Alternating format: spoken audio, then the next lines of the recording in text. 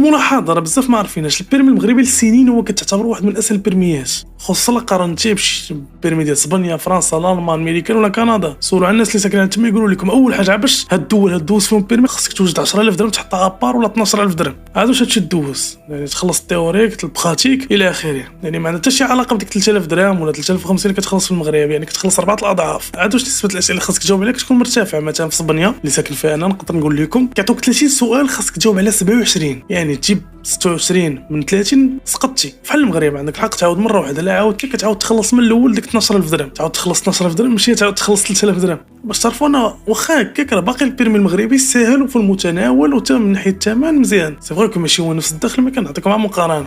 هادشي علاش كاع الناس اللي ساكنين على برا كتشوفهم ديما كيحاولوا قبل ما يمشيو على برا كيدوزوا بيرمي في المغرب ولا حتى كيمشيو لبرا كيرجعوا يدوزوه في بلادهم حيتاش كيبقى ساهل ورخيص. دوكا خلاصه لهادشي البيرمي المغربي تبدل، يعني مابقاش 600 سؤال ولا